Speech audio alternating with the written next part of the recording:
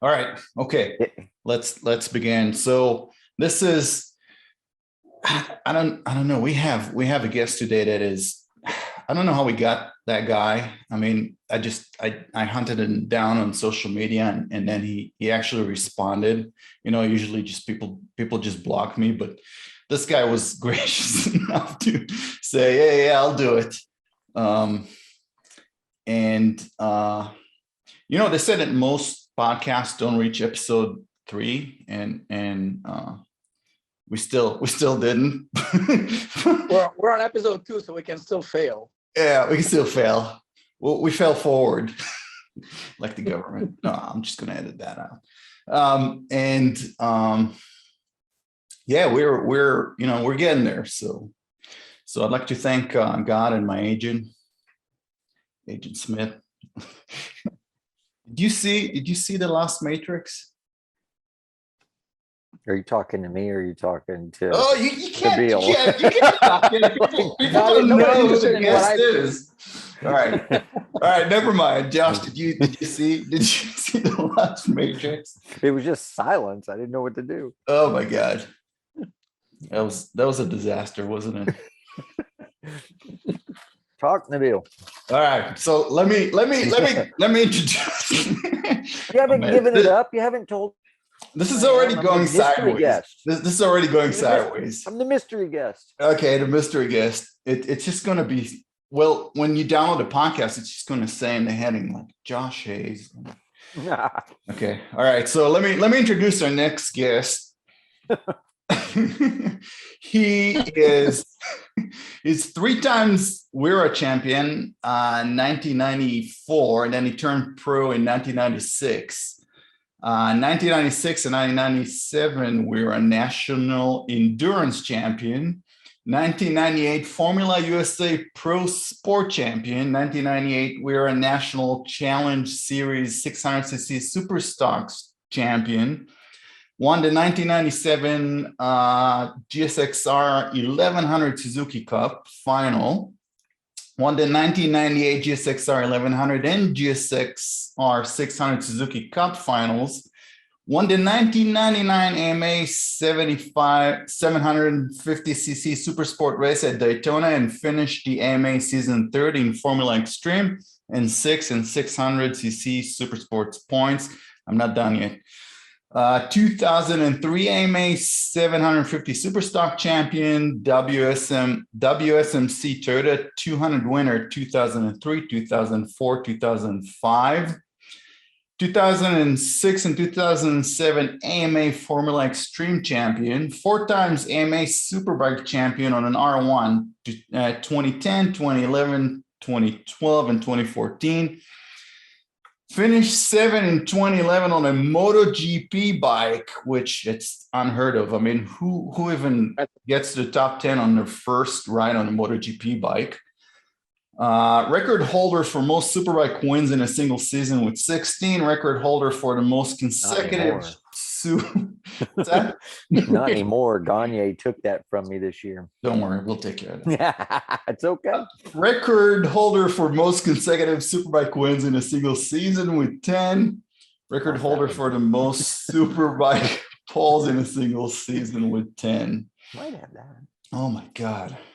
You have more achievements than a 5-star general. Jeez. Yeah, but you dug deep to come up with some of those. I did my research mainly because you're one of the first writers that I saw live, and I saw you in the 2004 Toyota 200 Willow Springs, and you looked like you were going slower than anyone else, and you won the race going slower than anyone else. Of course, if you're really, really fast, it just looks like you're going slow, right? I guess. I don't know. I was riding Richard Stamboli's CX-10, and that thing was a weapon, but it also hated my guts. So I felt like a rag doll hanging off the handlebars behind it most of the time. But you know, I spent a lot of time. We used to get to do a lot more laps than we do these days. So I spent a lot of time on that motorcycle, and Richard and I learned a lot at that time in my career and got some results with that thing. I led an AMA Superbike race on that bike. Crazy. Oh my God. And you did 119.4, 119. I don't remember. It was pretty good. Pretty good. Pretty good is an understatement. We had a good run. Can't complain. Okay.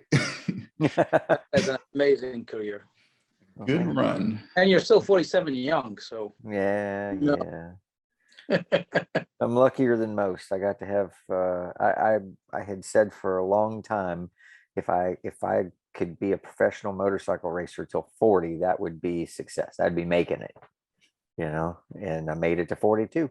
So Even turning not pro, not even the pro. great Valentino Rossi made it past 42. He made it to 42.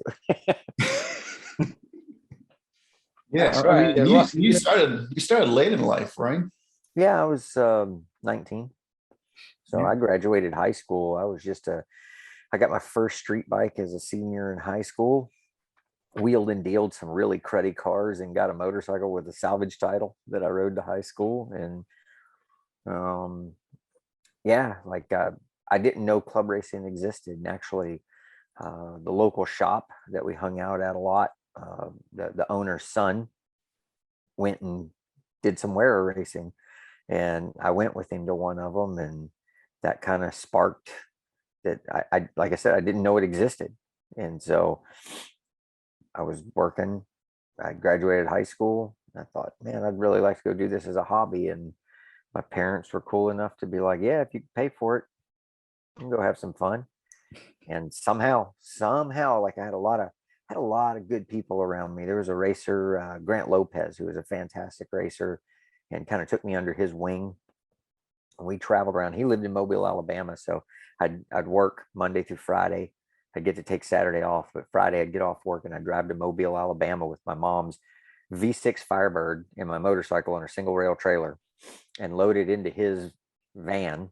And then we would drive. And the closest track was Little Talladega, which was a 6-hour drive for us. The next one was like Road Atlanta, which they didn't race that much, or Savannah, Georgia, which was a 9 to 10-hour drive.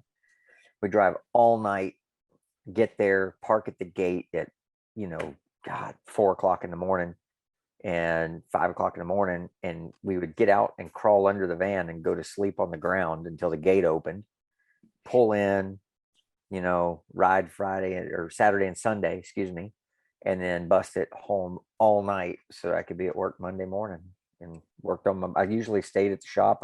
I'd do my job 8 to 5 as a mechanic on watercraft, and then 5:30 I would start working on my motorcycle, and I was usually there till 8 to 10 o'clock at night working on my motorcycle, getting ready. And somehow through the years, a lot of being in the right place at the right time, being around, meeting the right people, and when I had to perform, I was able to come up with a good enough result that it kept finding me a way to survive. And one day they actually paid me. John Ulrich was the first one to pick me up on the M4, or at the time the Valvoline Suzuki team, and give me a shot. And that was just an equipment deal. He was like, all right, you're already going racing, so here's what I'll do. I'll help you with a lot of equipment, and you go do the same thing you're doing and build and grow, and we'll see how you do. And eventually I got lucky. Like I said, the timing was perfect. I grew into the big truck after 3 years of banging my head against the wall, doing local stuff, wear stuff, chasing those amateur championships. That team went full-time pro racing in 1999, and I grew into the big truck at the same time that happened, with Grant Lopez as my teammate. So, and yeah, just worked my way through. It's kind of funny. I heard you say over and over again, I was very lucky to do this. I was very lucky to do that. And my answer to you is always, the harder you work, the luckier you get. And yeah, and you are the guy that works more than anyone, right? I'm not afraid of work. I'm not afraid of it. And where did you get that work ethics? Well, my dad, I would say. I'm lucky to have the parents that I had. My dad was a strong believer in work ethic, and so I just, but man, there's so many different things. Like I feel like I had a pretty strong understanding pretty early that I was getting to do something pretty privileged, even if I was working hard for it, I was doing something special. And if I wanted to make a splash in the world, and I for whatever reason, motorsports made sense to me. Now, I wasn't the greatest talent with the most balance or any of those things, but I had enough of the right things, and I felt like a decent understanding of things that I was able to figure a lot of things out, sometimes the hard way, but figure it out before it killed me trying. And so, yeah, like I wasn't afraid to work hard. I knew what my life was going to be if it ever ended early. Like here I was, high school educated and zero work history other than being a mechanic in a dealership. Um, my job prospects weren't real big. I wasn't going to go be a doctor or a lawyer at this point. So I better find a way to make it work and get the most out of it. And quite honestly, I remember Nicky Hayden as he was getting later in racing, and somebody asking him about, why do this, why do that, and he was like, I don't think anybody loves this more than I do. And I felt very strongly the same way, that there wasn't anybody on the racetrack that wanted it as bad as I did. I was willing to work as hard as anybody for it, so I deserved it as at least as much as they did. I felt like if I was willing to put in the work, and so I just tried to be a professional the best that I could. And you still do. I mean, I heard interviews with you when you say, "Hey, I'm just waiting for that call to come back. What's going on, guys?" And you Yeah. you retired like Jay Leno retired, right? He stuck Well, around just in case things don't, no, I love how in a thing called racing, we like to say retired. Like there are very few racers that truly retire from racing. There's no 401k, Well, like can you really I retire from a hobby, I right? ran out of rides is what I did. And I kept some loyalties. Maybe I gave myself some limitations, but I'm still, I don't have any regrets in any of that. I just, when it broke my heart when Keith McCarty told me my future.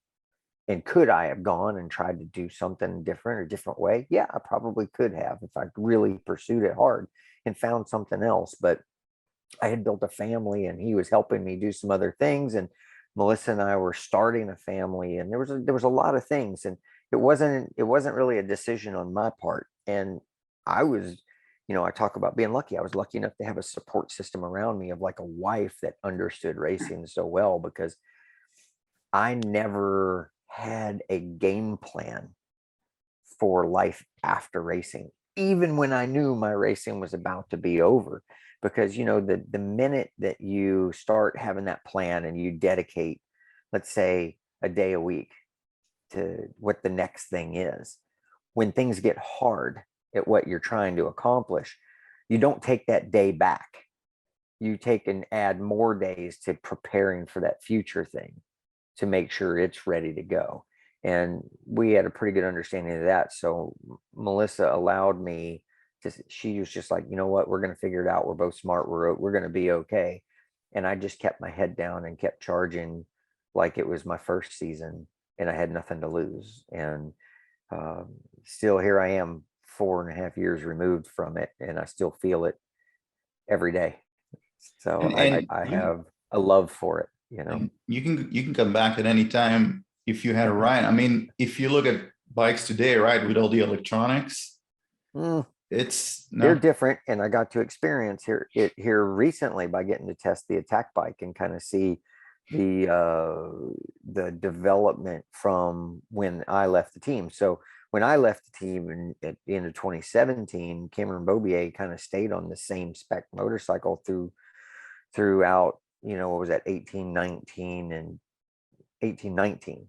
And then in 20, when it went to the Stamboli program, that's when the updates to some newer technology type stuff kind of happened, and stuff that I hadn't experienced, but it stayed the same for quite a while. And so, yeah, I got to experience a little bit, but I can tell you physically, to ride the motorcycles and be the professional, none of that stuff really changes. You still, the one thing that's changed for me is I now have a family and a lot of other responsibilities. The hardest part for me was on the Sunday at Barber in 2017, on Sunday afternoon, I was a pro superbike racer, and once in a while I had to be a husband. And then on Monday, when I woke up, I was a husband, soon to be father, coach, mentor, and once in a while they let me ride a motorcycle from one day to the next. And so that's still to this day hard, like I want to do something. I got to do something pretty special, and now whatever I do in life, I want to make sure that I'm actually contributing and making an impact in some way. So sometimes I'm still feel like I'm finding my place. But you're probably taking that racer mentality everywhere you go, right? I think so. It's who I am. You need to win. You need to win at everything you do, probably, right? That attitude. But there's some, I can tell you honestly, like there are things that have happened that I never would have believed. I couldn't have imagined until it happened that when I helped a few of the guys, when Garrett Gerloff won his first Superbike race, when Cam Peterson won his championship, when Bobby Fong won his Supersport championship in Superbike races, I couldn't believe that how much satisfaction I felt by just being a part of someone else's success. But I did. Corey Ventura, who's going to ride for us this year, when he was doing the R3 program with Melissa, he was one of the best students I'd ever dealt with because he was an open book and willing to do anything. And so when I've been able to make a small contribution to much of anybody and see a result, I've actually felt pretty good about it. But the hard part is that the people that I feel like I relate to are not the people who like to spend money for help to go racing because they're at the top level. But that's the stuff that I feel like I have the best understanding of, and whenever I'm brought back and I'm working with like a guy who does some club racing and track days, I struggle because my picture of the world, my view, my mentality of how to attack something probably isn't always the same idea that they want to go forward with. And I have to meter that. And that's not easy for me. So I start feeling that pressure of, am I contributing in a positive manner? Am I helping this person move forward? Yeah. You turned from Luke Skywalker into Yoda, right? Probably looks too. All this gray. I wasn't going to say anything. Yeah. Look at that hair. Yeah, it's coming in nicely finally. I'm jealous if you can. I see that. Is this a new thing? You can't be big in the racing industry unless your hair touches your shoulder? Well, mine was more about Hawk, my son. He's got big curly hair, and everybody's like, "Where did he get that?" So I said, "Well, I better let it go a little bit." But we're gonna have to make some decisions here soon because it gets irritating after a while. I mean, my neck is warm, so maybe I'll stick with it through the winter. That'll be kind of nice. My Mississippi mud guard here in the back, neck warmer. But yeah, we'll see when it comes to the business time. For a lot of years there, I kind of gave up on it. I bought a nice set of clippers with a metal number 2 blade and just because I figured it made me look mean and like I meant business. So yeah, you were fighting against a guy that had the same haircut, right? Sometimes, yeah. It's in the early days, yeah. And you beat him. I got a few licks in there.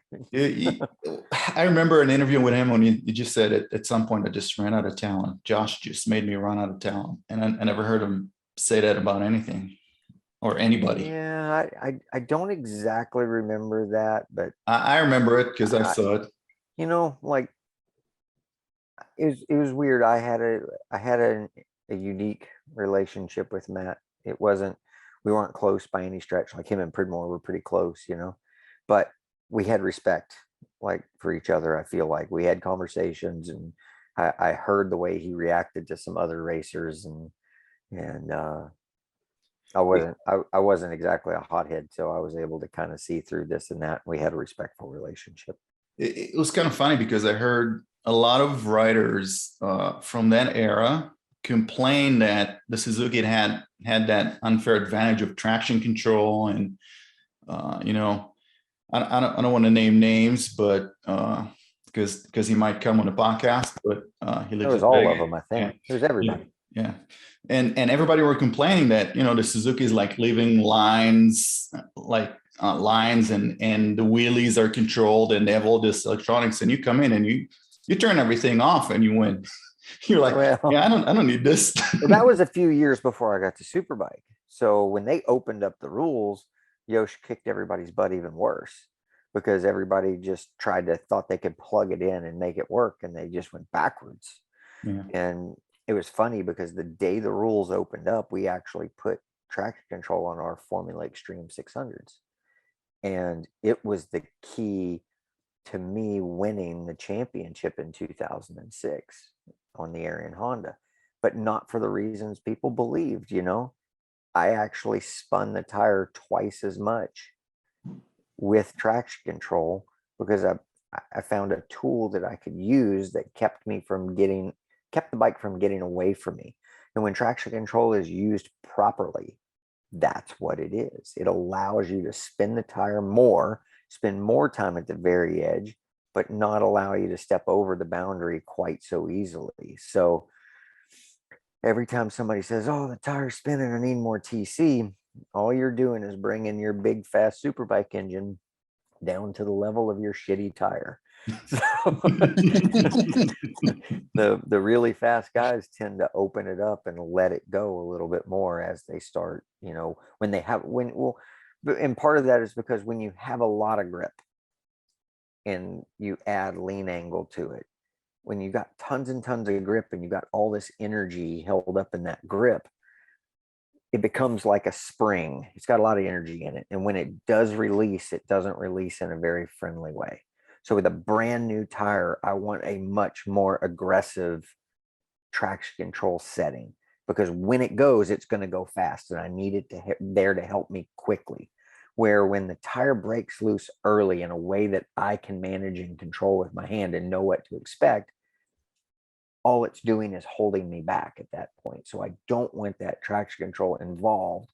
The only reason I would want it involved would be to keep me from like spinning it up so far that I destroy the tire or can't catch it, right? To keep me from overusing it. But when the bike spins, I actually felt like I could point the bike better and do a lot of things better. And so there's a lot of, I think, misconception about what traction control is and does. And at that time, back in 2004, 2005, that was again, a big thing. And I remember seeing those things of the dashed lines in the pavement, and I was laughing because I'm like, no, that's called chatter. TC doesn't do that. That's not how it works. So. I heard you in an interview also saying that you like to manage it by going higher in the RPM because there's less torque and the engine is closer to maximum. Well, that was a technique, and it's motorcycle dependent. Some motorcycles had a very steep torque curve and some had a very flat torque curve. But the idea being, if let's say you have a 14,000 RPM rev limiter, right? If I spin the tire at 12.5, there's only 1,500 RPM that the bike can gain before the rev limiter will help me. So the percentage of spin can't get too high, where if I spin the tire at 8,000 RPM with lean angle and it spins up to near 14, I can't catch it. The wheel gets going so fast that there's no opportunity for it to get grip again. So I got a lot more comfortable at spinning the tire at high RPMs than I did if I was lugging the bike, because it gave more opportunity for something that I couldn't catch. Does this still apply with modern traction control systems with IMUs and slide control? Yeah, I would think so. This is more about engine characteristic and traction more than anything. But I mean, the TC is there to help you. So now you can do that throughout the RPM range, and you can set the TC to act like the rev limiter and not catch you out so bad. But a bike can still be tied in knots or act badly if it doesn't have a flat or linear torque curve. Mm-hmm. And has tire technology changed a lot during your career from what you're experiencing in the early days till now? Yeah, it's changed. I mean, more than horsepower, the tires are where lap records come from most of the time. There's everything is about that connection to the road and the amount of grip that you have. That's our limit, right? So but also the way in which you ride the motorcycles.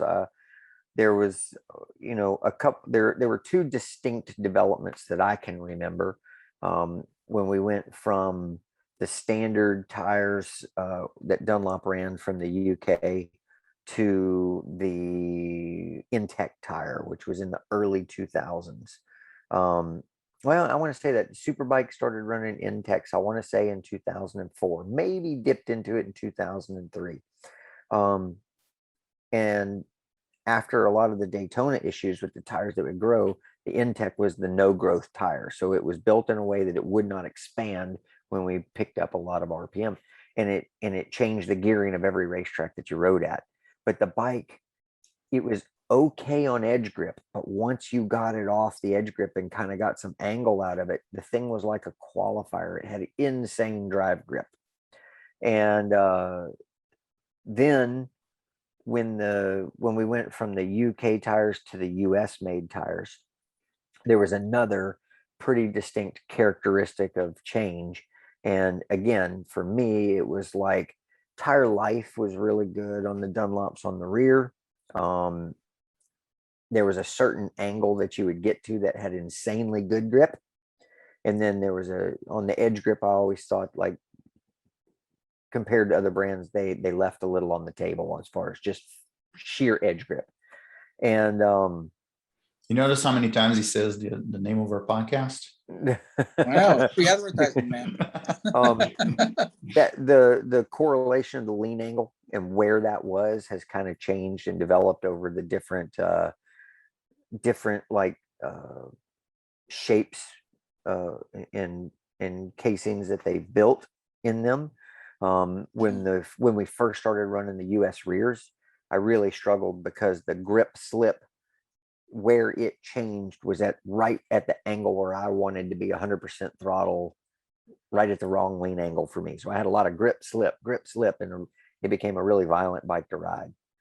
And I struggled a little bit with that. And but that has improved. I actually got to do a test with some of that new stuff with the attack bike, and man, they made some pretty good progress here recently, and I'm impressed with the stuff that they have. And it's amazing to me how well they're able to hold up lap time wise over Superbike race distance.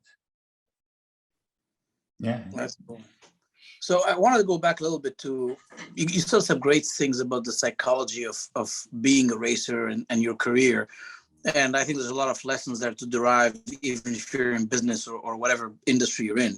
But first question was, when you started late, was it common in your generation of racers for people to start that late, or like today, they start as a 3 months embryo in their mother's womb? And most of them were starting, I felt like, younger than me. Most of the guys that were in pro racing, at least, were younger than me. Club racers, it was a mix of a little bit of everybody, but it was a younger group than it is today. I feel like today it is definitely more of a middle-aged people who have had kids, and their kids are grown up and they can afford to go racing.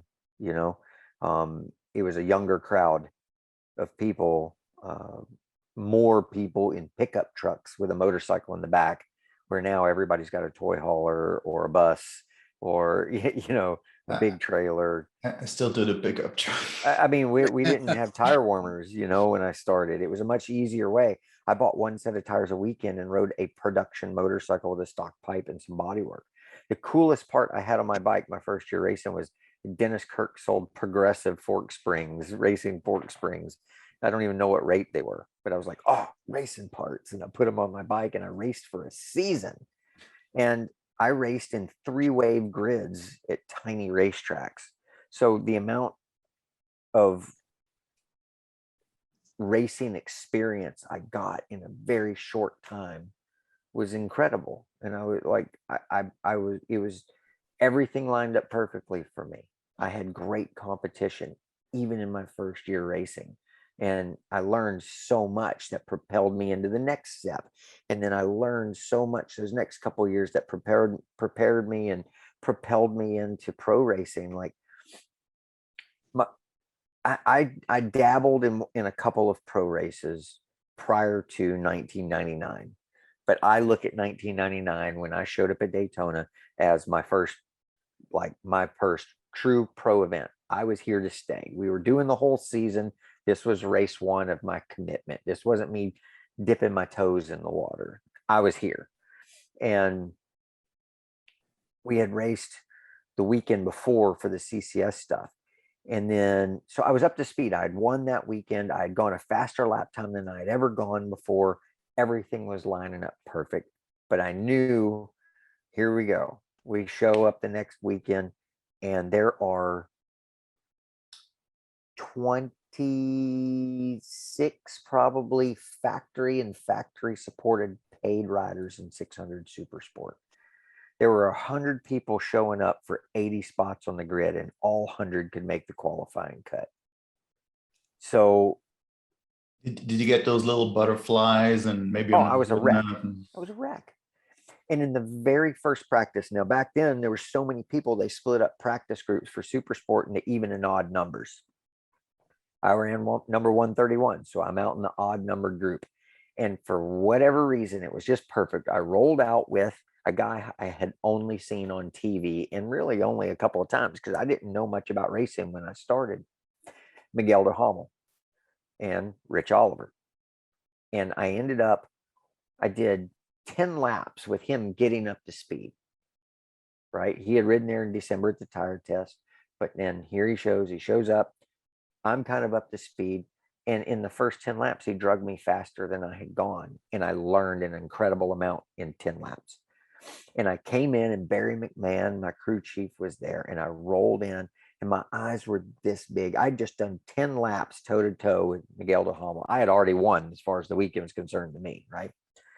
And I looked at Barry and I go, if they don't go too much faster, I can do this. You know what I mean? Like to my crew chief, like, I think I could do this, you know? And I went back out, and man, I don't know how, every time I went out almost all weekend, I ended up with Miguel on track. And one of the, Al Luddington, we used to ride for 2 days. We had a day off for Supercross, and then we rode again on Saturday or something. And on the off day, I was wandering around the pits, and Al Luddington saw me in my crew shirt. And he goes, hey, man, hey, Josh, hey, come here. And I'm like, I didn't even think the guy knew my name. He was on like MMI commercials all over every time racing was on TV. And he goes, hey, man, the old man says, like, you ride really good, in control. He really likes riding with you. And I'm just like, what? You know? And so then we get to qualifying, and like, I'm going to roll out with my friend, Jason Pridmore, who's helping Richie Alexander. And we're all on Suzuki's, and we go rolling out there. Now I'm the only guy on Michelin's. Everyone else is on Dunlops. The whole damn grid's on Dunlops except for me. And I remember Jason was like cool with me rolling out and us rolling out together. So we go out, we do our first fast lap, and I kind of draft by the guys, and I go into turn one or something to start our lap. And I panicked because here I am, I screwed up. I got in front of the guy I was looking forward to pulling me around the racetrack. And so I just went crazy. I went for everything I had, and I was terrified that I was holding it up. And I'm going around the West banking, and I couldn't believe that they hadn't drafted me yet. So I go through the chicane like crazy. I'm not even thinking about where I end up on the board. I'm worried about holding these guys up because I know they're going to be up on the board. Now, So do you hear if I them ride behind around you? with them, Do you hear them behind you? no, but you can't hear anything on the banking. I'm just tucked in as tight as I can, going, damn it, I bet they hate my guts because this is going to be the shittiest lap in the history of Daytona, right? I've screwed everything up. And when I crossed the line and they hadn't passed me, I'm like, what is going on? So I go into the infield fast again, and I look over my shoulder, and I've dropped them. I was by myself. And at that point, I had out-qualified. I was on pole. I had out-qualified Steve Crevier with the number one plate. Matt Mladen rode a 600 for like 3 races that year. Like, I was in front of Nicky. I was in front of Curtis Roberts, Jamie Hacking, Tommy Hayes, like you name it. The list was deep. And then at the last like 30 seconds, Miguel and Rich Oliver together ended up getting first and second. So I ended up third on the grid. And it was just like, it was such an insane, jump into it.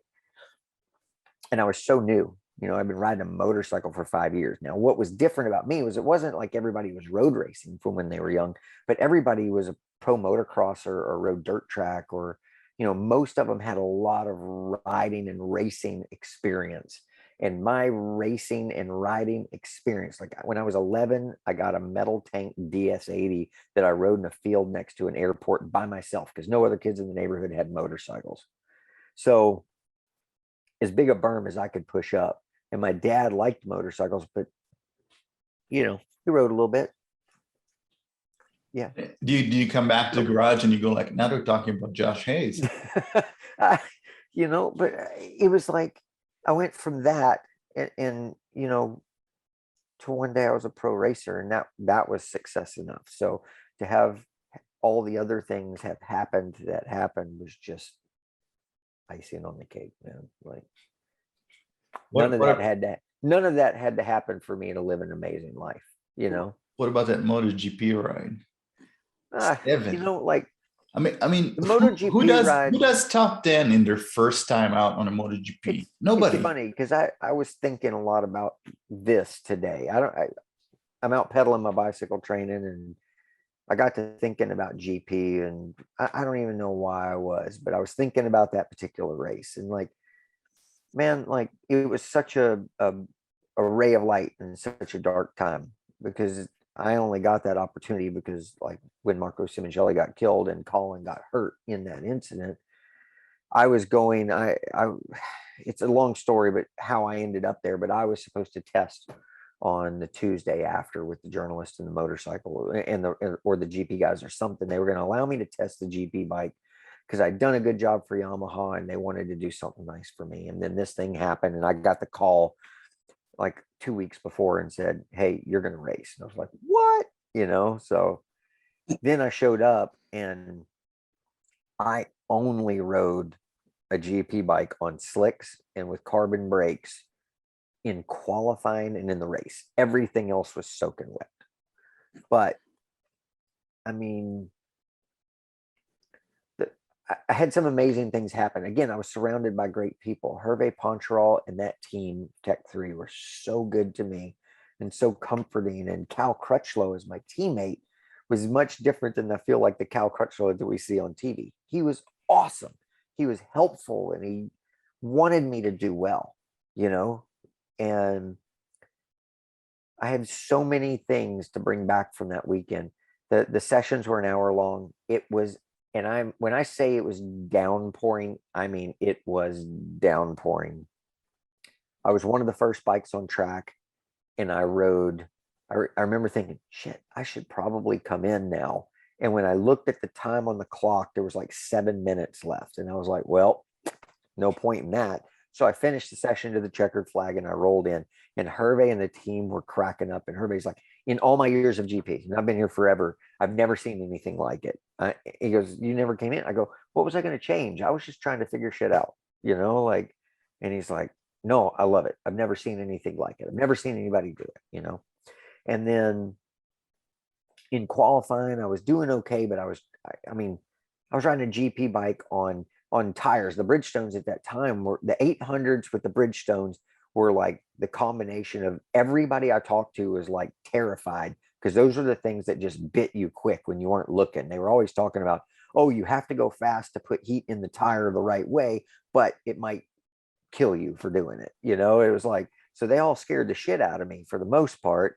And it was nowhere near as bad as they made it out to be. But I got humbled very quickly in a few aspects too. I remember Casey Stoner passing me in a spot on the track where you shouldn't be able to pass somebody and being like, well, that was embarrassing, you know, but I did manage to do some things okay. And I was actually in front of Nakasuga and he used me as a toe to beat me and put me last on the grid, which again ended up being like the luckiest thing in the world because I'm last on the grid, open pipes. We go to start the race. I can't hear my motorcycle. I can't hear a damn thing because I've got 18 pipes pointed at me, you know? And so I got a terrible launch, which helped me avoid, you know, not knowing if I would have carbon brakes in turn one. And I think Bautista took out Nicky and Rossi. So that cleared out half the grid right there. And then it started raining.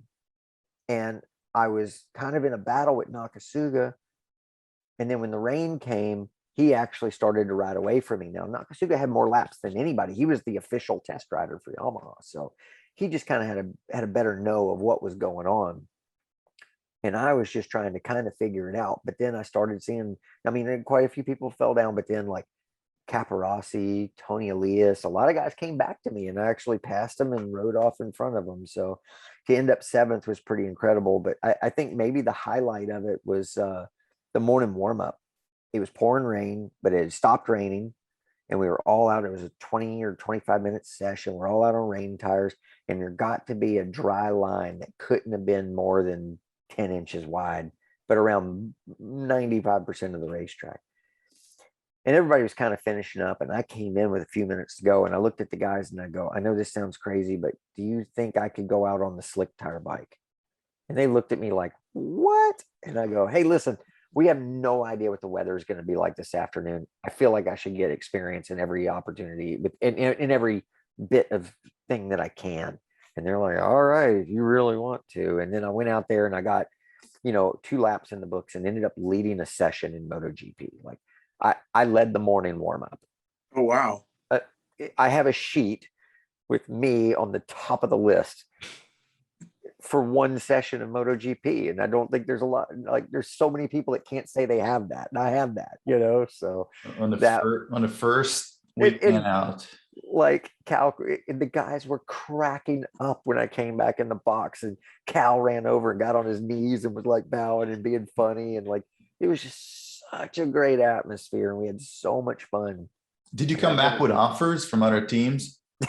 I was 34 years old, and I looked at Hervé and I go, Hervé, what do I have to do? Like, because we stuck around because on Tuesday, Melissa got to ride the GP bike and test it with the journalist. Mm-hmm.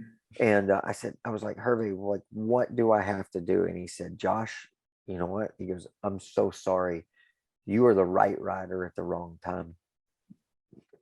That was it. You just cross garages. And there was nothing, like that was you're very loyal, but if you want to play the game, you gotta go where the opportunity is, or make the opportunity. Nobody would take you seriously. They really wouldn't. But like Davi was coming into the team, so he came in and started working with my crew chief. So I got to kind of sit there and see him move from the Honda to the Yamaha, and he actually kept both of my bikes intact. Cal's 2 bikes, one stayed in 800, which is what Melissa rode, and one became the 1000 because they were moving to the 1000s and the CRT bikes for 2014 or 2012, excuse me. So Cal just went right to his 1000 first thing in the test on Tuesday. Davi wanted to compare the 800 against the 800 Honda. He just finished on the Repsol Honda. He wanted to compare those first and then go to the 1000. So he had one of each, and I kind of got to sit and listen and walk, through all that, which was pretty cool. So I was lucky to get to witness and see all that, like some amazing stuff.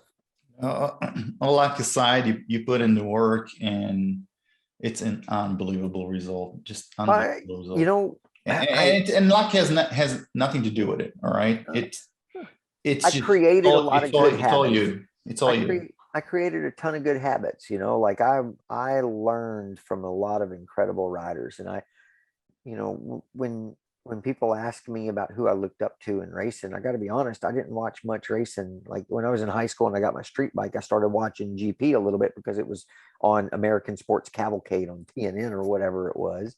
And all they really showed was GP and a little bit of World Superbike about the time Anthony Gobert started riding on the Kawasaki. But, it was Kevin, right towards the end of Wayne's career, Kevin and Doohan and those guys. And so, that stuff was so far out there. The first couple AMA races I ever saw, I think, were 750 Super Sport at Loudon. And I remember Jason and Aaron Yates. I think Aaron crashed 3 times and still almost got on the podium, and then I always like to see him ride. It always looks like he's about to crash. But then I got, when in such a short time, I ended up on track with these guys. And they were doing these incredible things. And I can't tell you how many times I was humbled by something they did. And I was just like, well, if that's what you got to do, I guess my career is over. Like I don't know how to do that. And then you go just try to figure it out. But my career, my racing, my racecraft, my this and that is just all it is a copy of all of my favorite things that I saw other racers do. I saw them do something incredible. I said, I want that in my bag of tricks. I saw how they handled something with attitude or no attitude. And I said, man, I liked how he managed that. And that's what I want to do. So it's a mix of anytime I was in a difficult situation, I would say it was a combination of two things. I'd seen somebody else manage it somehow before, or how can I get through this in a way that my dad will be proud of me? And if I did those, if I do that, I can't get it wrong, in my mind. So when it was adversity, it was kind of, how can I do this in a way my dad would be proud of how I handled it?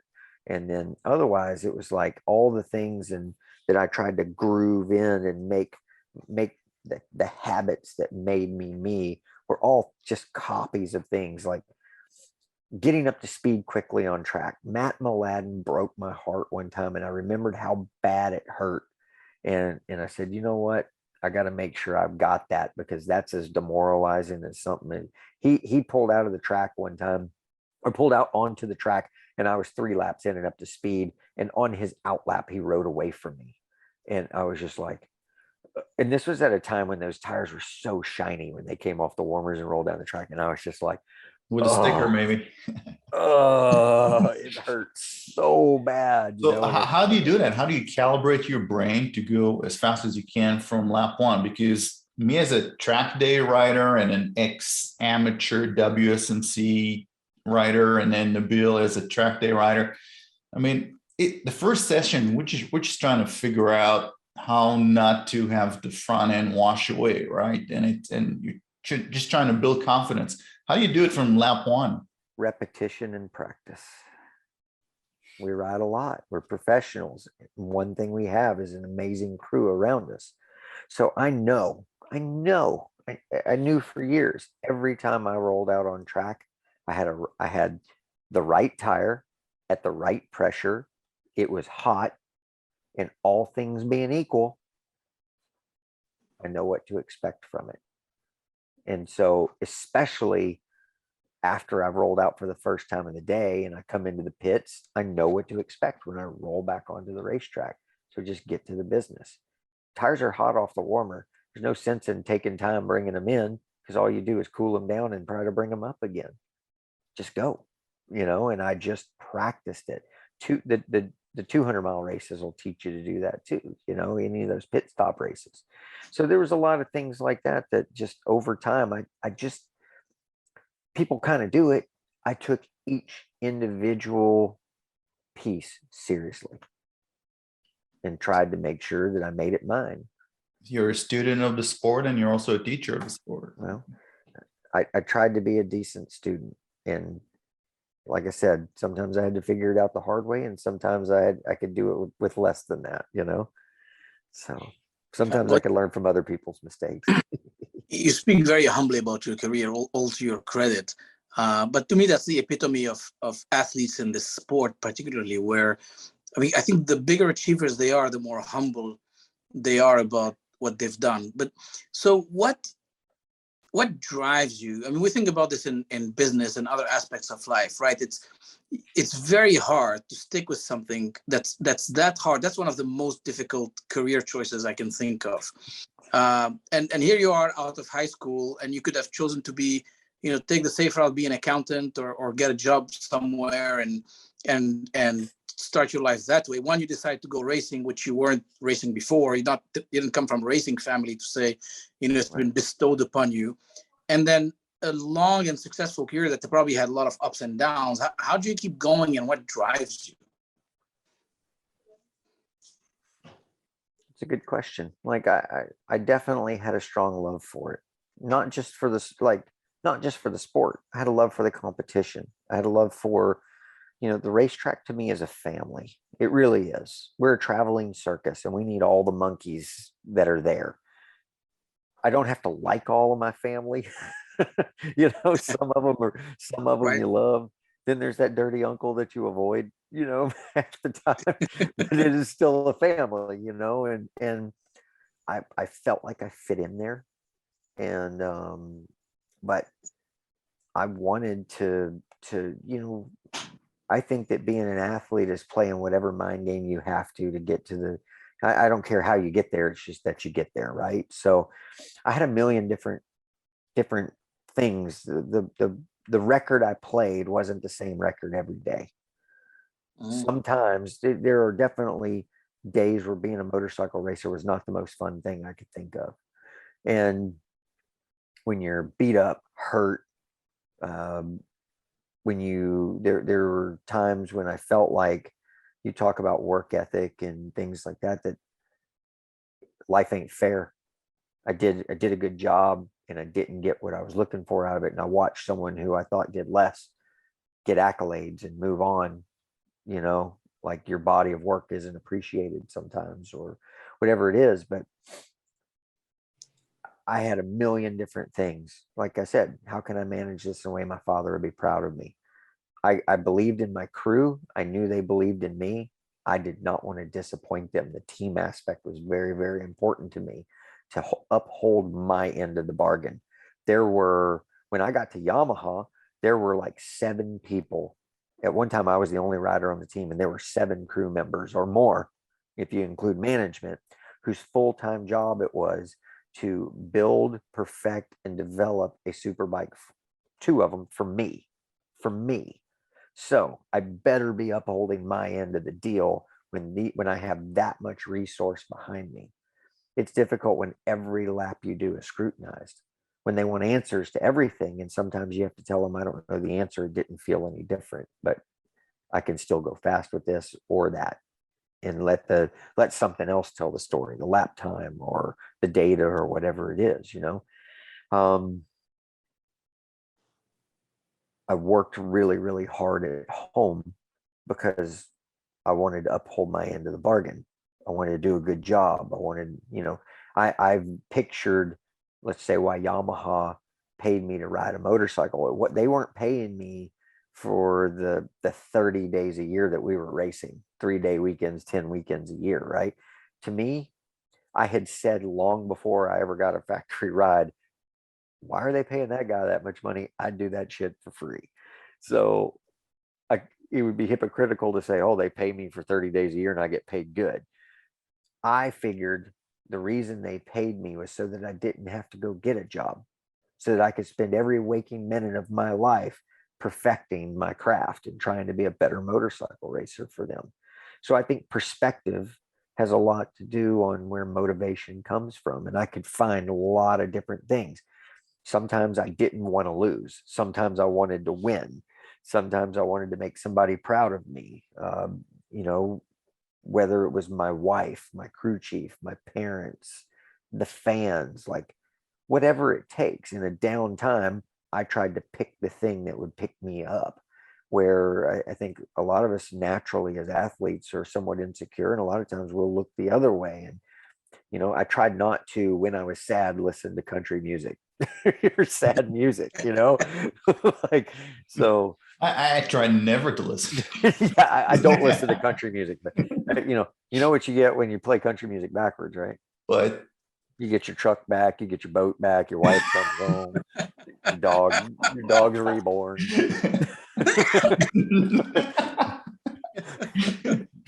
Wait, I got a soundtrack for that. So I don't know if that answered your question, Nabil, but like motivation, I pulled it from so many places.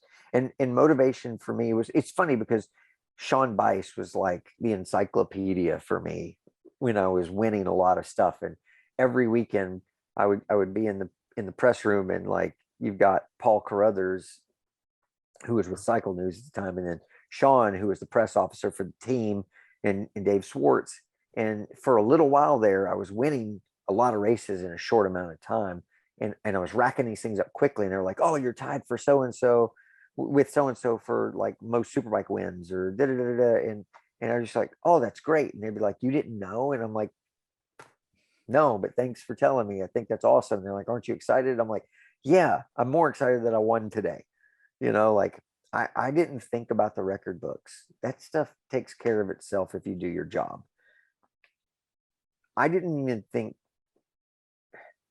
I got to be careful how I say this, but I wasn't thinking championship all day, every day. I wanted to win every day. Every race we went out into, my job is to win this today.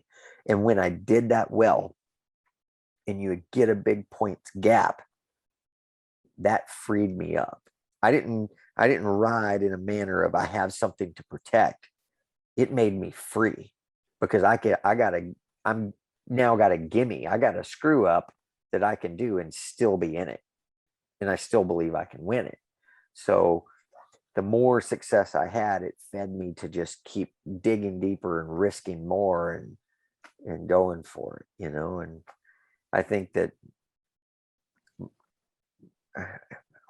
again, I was willing to risk a lot to succeed because I just loved it. I loved the competition and I wanted it. And I wasn't real cool in high school, and I've never been one of the cool guys. And so I very often in my life felt underrated. And so it was my own personal little battle that I tried to raise my rating, do it with my work.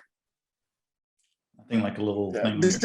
Being cool is subjective, right? Winning everything, you can't say anything about that. I remember hearing from the announcers, I think it was Bridmore, and they were just saying, the reason why Josh leads almost every lap is because he just can't stand not leading. And even if you burn your tire and you're never going to finish the race, you're still going to lead every lap you can because you don't want to be second. I was uncomfortable in second. I was more comfortable leading, even with a +0 gap. I felt like I could manage it better that way. It showed. And man, to me, the greatest champions I saw before me, they were relentless. And it's a word that I like to use a lot. And actually, I talked to Sean Dillon Kelly a lot in 2021, and we used that word a lot. Be relentless. And I wanted to wear people down. If I could do it from the front, that was fine. If they gave me an opportunity to pass, I was going to do it relentlessly until I wore them down and they didn't want to fight anymore. I loved what I did in every way. And I enjoyed leading.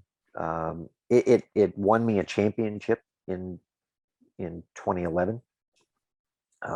Blake Young won more races than me, but we got lucky and we got extra points for pole and laps led. So I was fighting to lead laps, and I got a full 25 extra points between those two things over the course of the season, which made the difference in my championship. So, like, in doing that, I became very comfortable with leading races. And I wasn't always confident that if I was in second riding behind somebody, that I could make the move happen under pressure. And, I don't like a lot of what I see in like Supercross right now. I believe there's a certain amount of class that's kind of getting pushed out of racing. If you have to ruin somebody else's race to make a pass, then it's probably not the right move. I want to see good racing with a pass and repass. And like, I want to see good, classy racing. And some people really enjoy the banging bars part of it. And I don't like seeing people's races get ruined or people getting hurt. So, like I said, this is a really not a very big circus, and we need every monkey that we have to show up every week, So, yeah, I remember, what was it, Dillon versus Crivia last lap where they, and that was one hell of a battle there. Yep. I remember Bayless and Colin. Yeah, I too. That was a good one. But no, I mean, I just, I was comfortable there. Quite a few people, even Jason, had beat me up a little bit when Blake was winning all those races. Was like, why don't you sit behind him for a race? And I'm like, the problem is his pace was a little bit slower than mine, but he could manage to hang on to me when I was on my pace. He also had a good teacher, right? Kevin was in his corner. Yeah, but he could hang on. But at that pace, more people could get in the race. And now my odds are going down. Where if I could drag him out away from everybody and it's just the two of us, my odds are still pretty good. But what happened to him? I mean, you broke him down, right? I mean, well, I don't know. I don't think I had so much to do with that. I mean, losing doesn't do anything good for anybody, right? Like, I know he got beat quite a bit. He was almost unfair because when he had that championship almost in his hands, he had not even been in the running for any championship before that I know of, that I can remember. I could be wrong about that, but I don't remember him being in the running for it. And here he is. It's his first AMA Superbike championship. I've already got a championship in the books, and I've got 3 other championships before that in pro racing. And I rolled into the last race going, you know what? If he wins it, I'm still an AMA Superbike champ. You can never take it back from me, right? I did it, and I'm going to get another shot at it next year. So it's going to be okay. And I could race free. And I rode some of my best. And Blake, it ate him alive, and he rode tight, and he let it get away from him and took it out of his own control and handed me control of it. And that was just an unfortunate thing. But it was more how I think he reacted to the team and the people around him that kind of pushed him away, and people didn't want to work with him. And it was unfortunate because he was such a great talent, and our sport needed him. So he and I had a difficult relationship. He was pretty bitter about a lot of things, and he was encouraged by the people around him that our sport needed this great rivalry, which meant he had to pick a fight with me. And I wasn't of that. I think there's 2 different kinds of attitudes in racing, and that's either you hate everybody that you race against because you whatever it is you need to motivate yourself to beat people. Me, I'd race you just as hard for a Coca-Cola in my backyard as I would for a Superbike championship. I don't care. I don't like to lose, and I can love you and still race with you that way. And so it's not pro wrestling.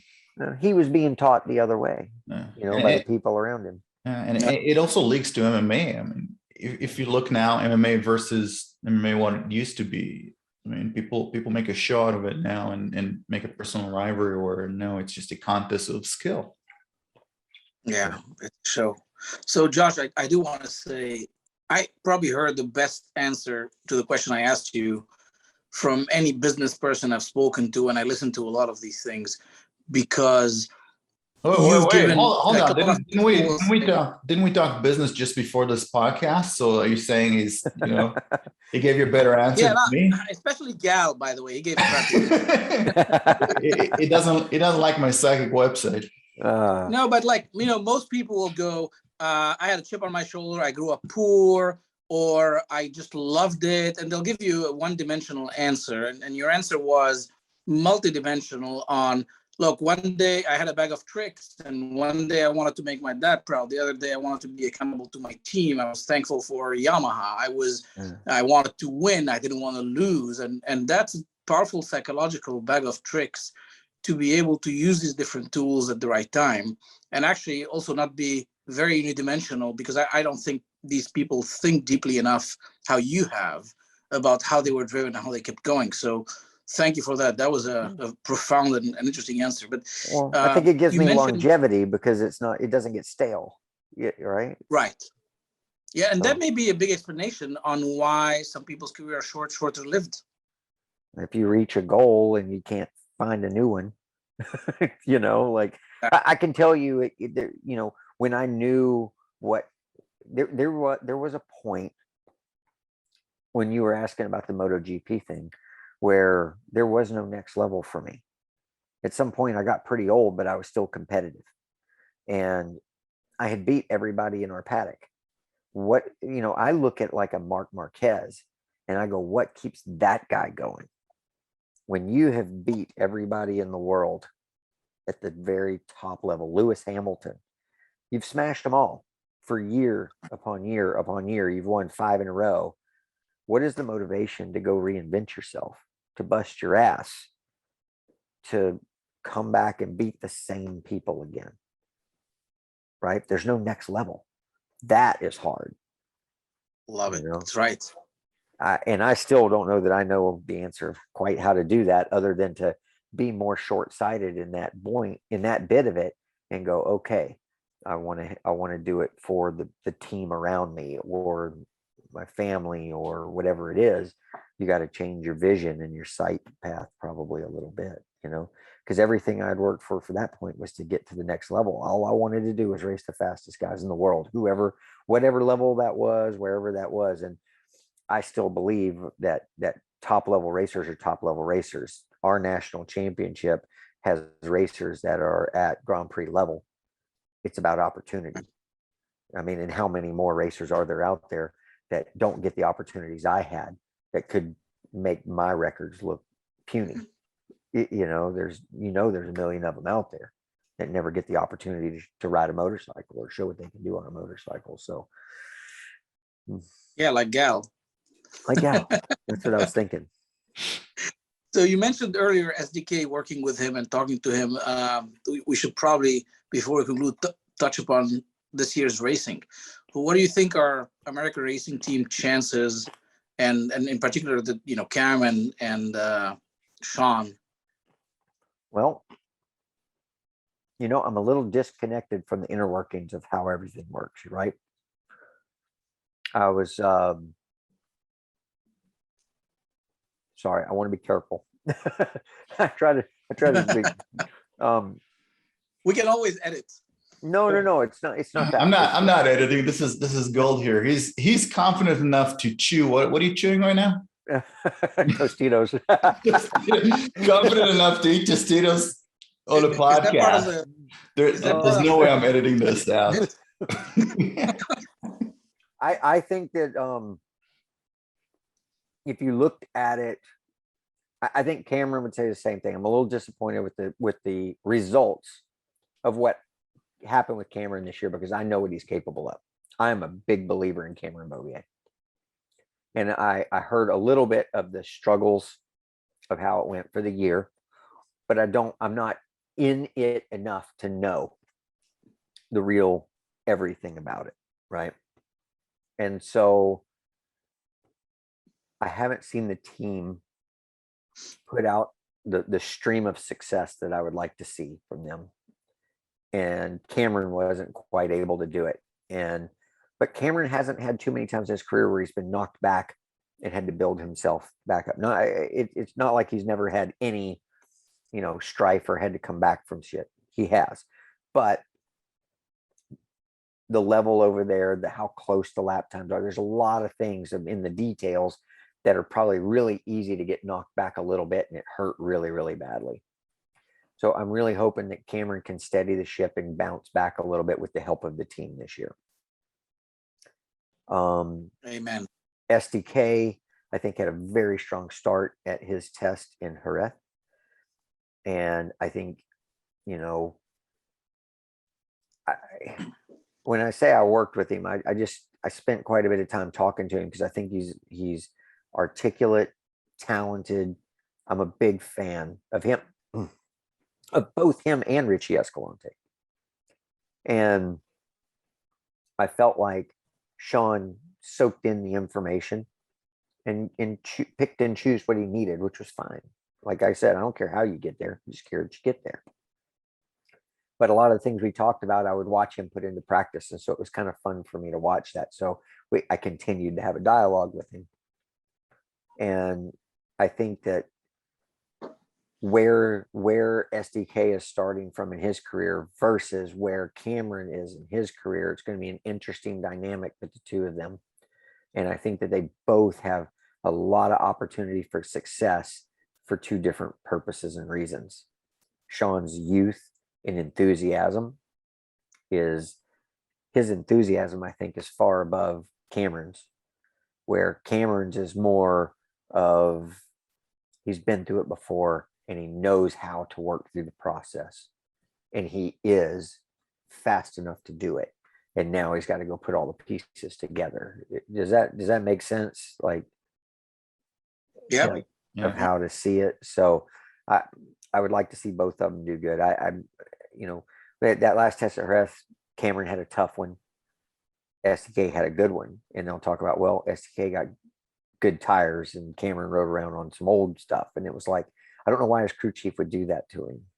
Like, you finished a tough season. It doesn't matter why SDK is in front of him. The fact is SDK was in the top 10. So he's going to have an entire off season happy, motivated to show what he can do when he comes back. And Cameron's like, oh, I crashed twice at the last test. My teammate was 8 positions in front of me. What's there to look forward to? So I kind of hope that some of those things can be sorted and solved and go in a better direction going forward. It's So on sorry your if that's head, right? It's on sorry your if head. that's a bit of a dreary take on it, but this is one of my flaws. Is you ask a question, I give an honest answer. But if anybody can get him out of that I would love you. mindset, if anybody can get him out of that mindset and put him in a winning mindset, I mean, it's all in your head. At the end of the day, we all have 2 legs, 2 arms, and we can all do the same thing on a motorcycle if our brain is just wired at the same level. His level is world class. His opportunity, the people around him, the direction that they help him go to develop and become one with, and that motorcycle be his so that he can showcase it. He's already raced most of those guys in his career. He did the very first Red Bull Rookies Cup, and he did a year of 125 Grand Prix where he was, I saw the sheet at Donington. He was, in front of Zarco and all these guys. Quartararo was still an embryo probably at the time, but what is that? Yeah, he's been there. He was Mark Marquez's teammate on a 125. Like, his talent isn't in question here, and I don't think it can be. If anybody's doing that, then they're just not seeing deep enough into what's going on, I don't think. Cool. Yeah. What do you think about Joe Roberts' chances this year? I have a lot of high hopes for Joe. I mean, Joe's had flashes of brilliance, right? Like, he's done some incredible things. Joe has been here at the house with us training a little bit here in the last 2 weeks, and actually spent a day at the track with him working on some stuff. But Joe rides a lot on how he feels. And I think that if he can steady that out and go through routine and practice, that we can see a more steady Joe. But I know that he started super strong, and then he had something that he went through a run of where he crashed a bunch of motorcycles. And then some other things happened outside of what we know that contributed to him getting into a rut. And I think what the first thing that happens when you do that is you revert back to some old habits that got you there, things that you feel like you can trust. But the technique of riding a Moto2 bike versus all the things beforehand is quite a bit different. And so I think he actually kind of got into a rut or a hole and had a very difficult time coming back out of it. And whenever that's happening, and you've got, part-time teammates that are coming in and performing well, or just a million different things, you're not where you feel like you belong. One other thing is he's riding for an Italian team, and he didn't feel like he was really one or very close with the team. And I go, hey man, like, have you tried to learn any Italian? And he's like, well, no. And I go, well, think about this. If some kid came from, Brazil and wanted to ride for my team here in America, and he wouldn't even attempt to learn English, how much am I going to want to fight for that guy for real? And so I think we just thought about things in a little bit different light, and can hopefully point him in a better place. And I think one thing he did was he rode at the end of the year there, he broke his collarbone, and then he showed up at Portimao and he hurt it on Friday, but he rode through it anyway. He felt it something bad, and he qualified pretty, not too bad. And then he went to Parc Fermé and found out that the collarbone had pulled apart, like the screws had pulled out of the collarbone. And his team saw that and they were like, oh, okay, we feel like we got a racer, you know? So there was a few, it's a blessing in disguise or something, but everybody kind of is going to go back, I think, and start from a little bit better place. And hopefully they can figure out how to manage and keep that. And like, it's not always about the riding on the motorcycle. There's so much of it is managing your life and your team and your attitude. And you know, I talk so much about like having leadership qualities that you have to have, because your crew is your crew. So you have to figure out how to work with them, and you want them to I don't know about love. You want them to love you, believe in you, and want to help you. If you motivate them to want to help you, and it all starts with what they see from you, what you do every day to show them how bad you want it and how hard you're willing to work for it, whether they work or not. You're not there because they're working hard. You're there because you want to win. And if you go through that process, and you know, leadership isn't knowing answers. It's knowing when to ask questions, or just having the singular focus of, I don't care how we get there. I want your help. I want your help. You guys all help me. We want to get here, right? This is the goal for all of us. If I succeed, you succeed with me. Then people were willing to fight for you. They're willing to go to the depths for you. And you got a lot of these young guys, I'm going to say, or this generation you talked about, now they're all racing at 3 years old. The problem is they're superstars by the time they're 10. And so there's a lot of social dynamics, because they don't go to regular public school and get bullied or much of anything else. There's a lot of social dynamics that are missing. And so I think a lot of them are missing out on how to build these teams around them of the people that they're handed. And it gets to be a lot more of the luck of the draw rather than building something around yourself. Interesting. Yeah. So you mentioned briefly your training at your house. I know you're doing this J-Force program with Fast Track. Tell us a little more about it, and how does that help road racing? You notice I slipped in Fast Track Riders. His best friend owns it. I'll tell you. The truth is, Ahmad is relentless. That's the truth of it. I heard that's a quality. he had his program with Eric, and then Eric moved away, Eric Bostrom, where they had a little dirt track program. And Ahmad I had invited him. He came over and rode at our house one day when a bunch of buddies were riding in the backyard, and he had been working me really hard that he'd like to keep his dirt track program going. And I kept going, man, you know, like, sounds like a lot of work. I'm not that interested. And you just, he kept on me and kept on me. And he goes, man, I'll do whatever it takes to make it easy for you. And so finally we just kind of got to a point, and I said, you know what? Okay, we'll give it a shot. And I think that I have a little bit of a different, just from talking to Ahmad, you know, I have a little different idea about how I go about things. And I'm a big proponent of American Super Camp. I'm a big believer in American Super Camp. And what I don't want this to be is our little J-Force thing is not Super Camp. We don't do drills. We don't go through it the way that they do. But I think that Super Camp is probably the number one prerequisite that I would recommend before coming and doing what we do. You can come do it without it, but if you do Super Camp, you're going to have a much more enjoyable time with us. I think that mine is more geared around racers, because it's what I know and what I'm comfortable with. And we talk a little bit about riding technique, and we'll grab you if we think you're doing something that needs to be worked on. And we'll say, hey, listen, if you keep doing this, you're going to hurt yourself. I'd like you to work on this.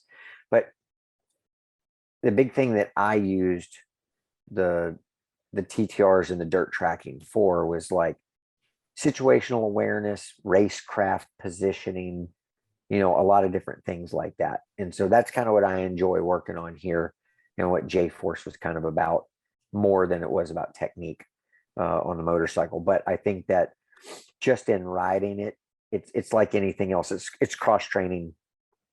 There's no one thing about it that I think directly relates to road racing and motorcycle, other than you are working the controls, but in a different environment than what you do on a road race bike, which will only sharpen your second nature to how to manage a situation with the controls of the motorcycle, make it more second nature, and learning to find balance and maybe open your eyes to fresh ideas of how to go fast whenever you go to the racetrack and do track days or a race or whatever it might be. So I think it's more of just an expansion of the adding tools to your toolbox than it is any one thing that will say this will make you this better at this on a street bike or a road race bike. Do you ride GP or regular shifting? You mentioned control. GP on a road race bike of any. If I'm on a racetrack, I got to ride GP shift. I struggle with street shift. As soon as my head gets into like head ducks down and I go fast, I'll shift it the wrong way.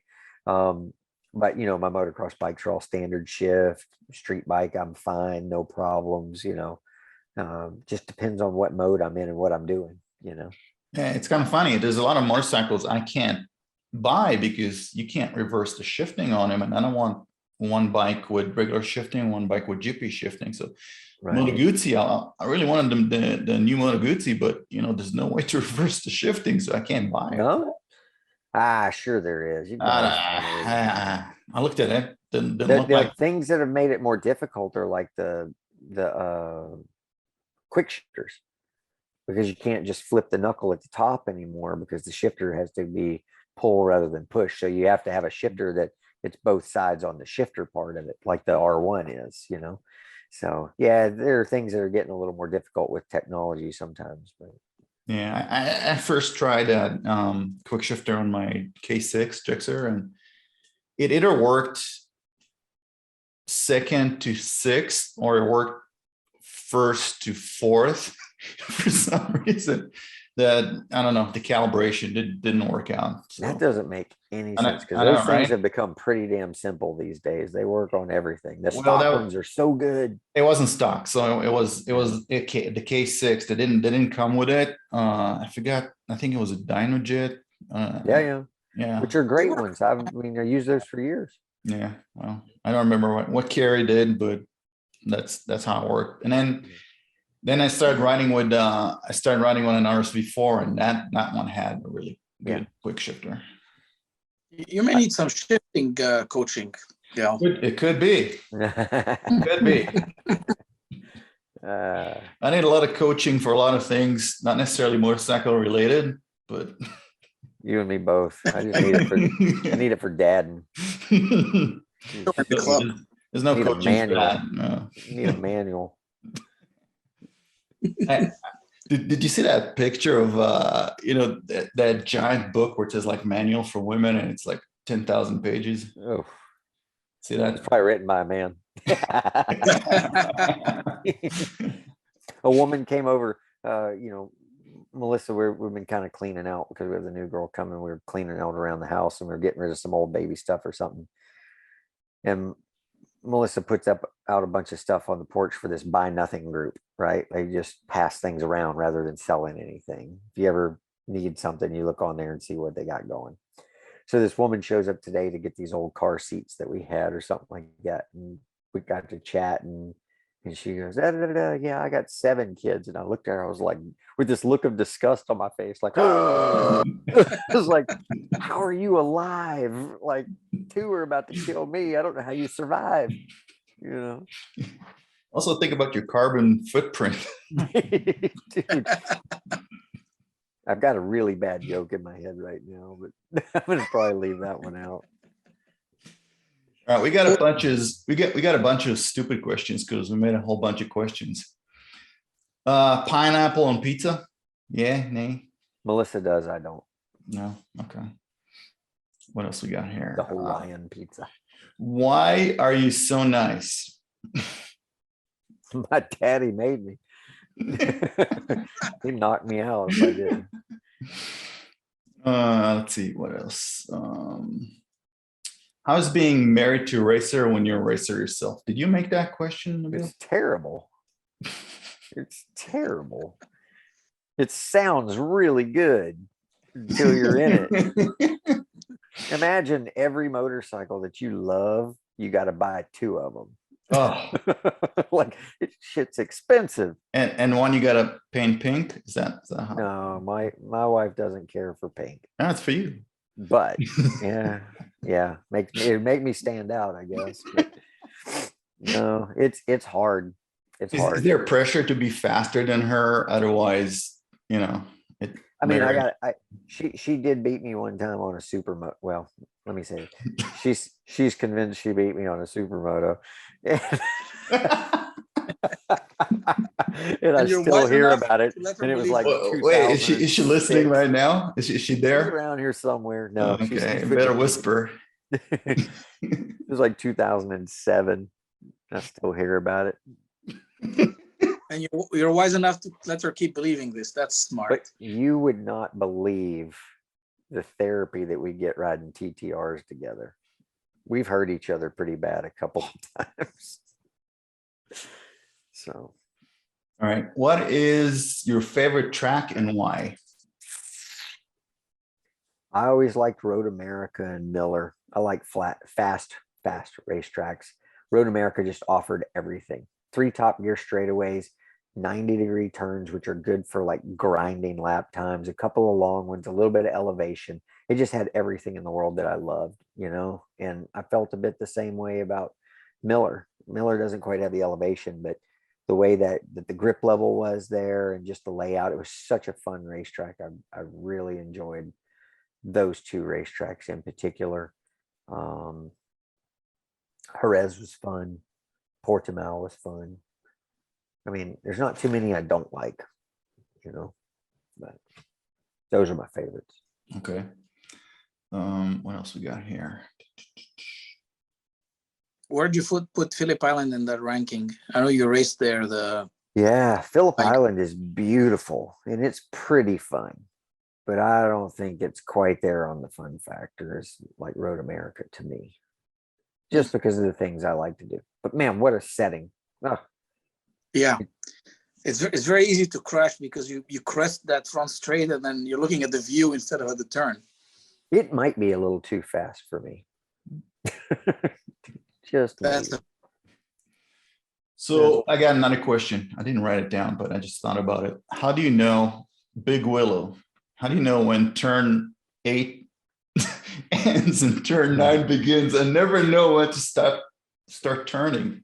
There was a little straightaway. There was a little straightaway in there, right? Yeah. And so it became kind of a rhythm thing, and where I pointed my motorcycle, I kind of had it was a timing thing, right? If I could do the same lap on the same motorcycle 10 times in a row, I could figure out the timing of it. So I could find the point where you would where you could tell the track opened up a little bit and that you could drive off of it towards the outside. And then I was able to point it back in just a little bit. And then I kind of double apexed 9, kind of the second part of it. You'd almost overcharge it just a little bit, drift it wide, and then bring it back. So I could figure out and repeat the timing on it. When you start downshifting? I was usually in 9. I would do that big drive out. I think on the Cowie, we only ran 5th gear. I don't think we ran 6th gear through there. So I think I was 5th and I could spin the tire all the way out of there. And once I put down a couple of black lines, then it got really easy after that to repeat what you were doing, Okay. Man, I went there on that classic bike. Was it last year or the year before? And I think I only did about 14 laps and did 25s on that thing. Jeez. Wow. That thing's a ripper, dude. It's so fast. He would wheelie 4th gear up the front straightaway at Button Willow. Oof. I want to see on one of Carrie's bikes. Remember when we did that podcast with Carrie and he had that beast, the Phillip Island beast on the lift over there? Yeah, his bikes are pretty. Yeah. Pretty fast. Yeah, they're nice. Okay. Yeah, I think he prepped Colin Edwards' bike, right? For that. Yeah, I think Colin wrote this. Yeah, I saw an interview with Colin where he said that where it said the bike's not, not that fast, and Kara was like sitting in the audience going like, oh, okay, all right. Well, that guy just come off a GP bike. Just I tell you this, man, the guys over there at Phillip Island riding those classic bikes, those old 83 Katanas, holy crap, do they ride hard.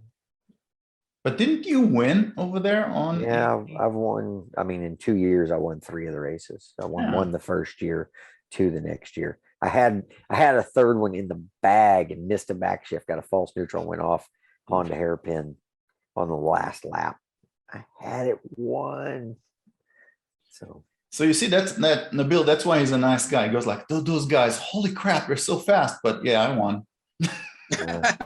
there was a couple of guys that when you're in the group and you see what they're doing on these motorcycles, painting these curly black lines out of the corners. I don't think I was doing that. I just had a good motorcycle. It's stable, it's fast, stays in line. And if it shifts gears, I can win on it. You just went fast. I mean, you said it. It's about the motorcycle, right? And the old bikes without the electronics and anything else. I remember saying, yeah, you can go around a corner painting a line, or you can go around a corner fast. Yeah, that's the name of the game. I think we're out of questions. Yeah, we could talk a lot more about the season and all this, Yeah. but I think it's time to let people go to bed. No.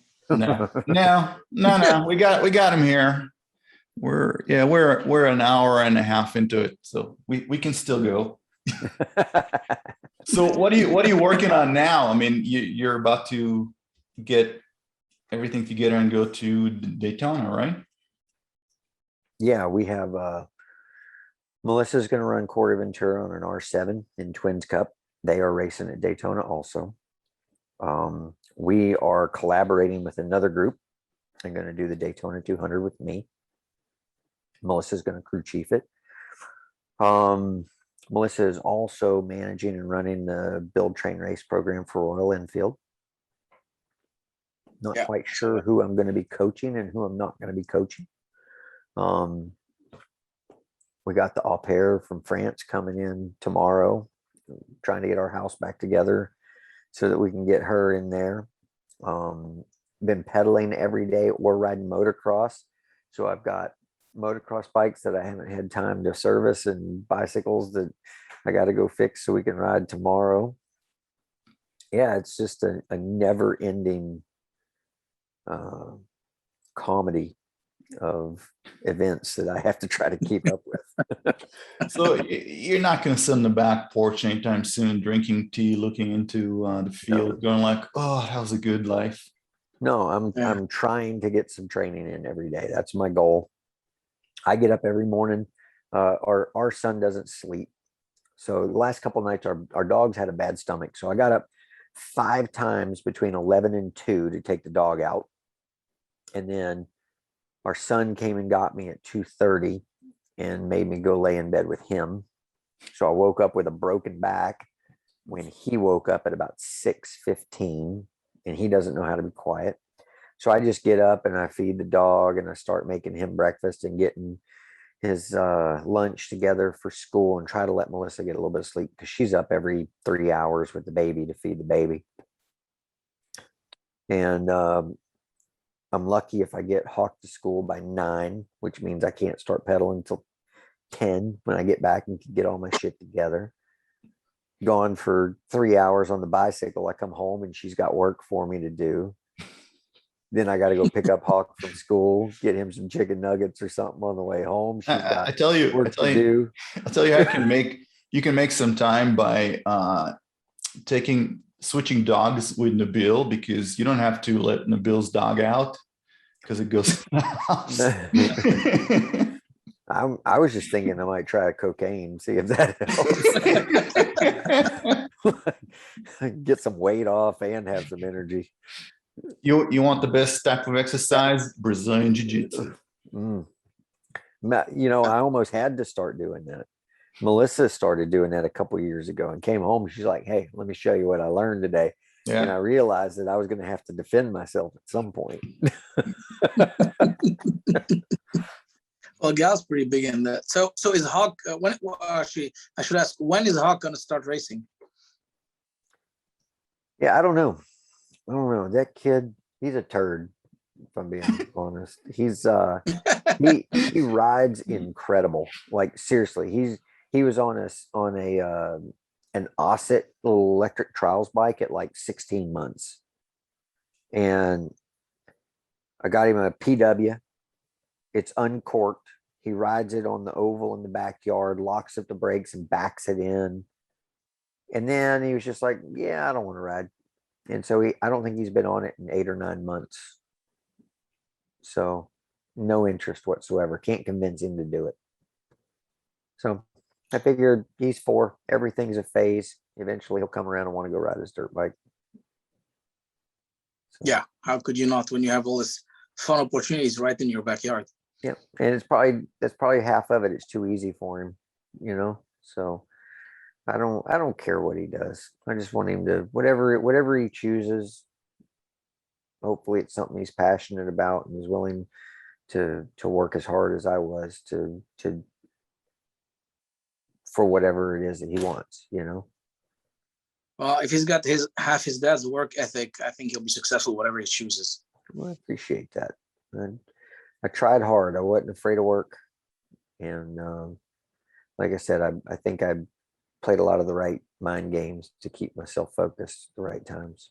So it's not always easy to do. My wife had to tell me a couple of times, get your shit together.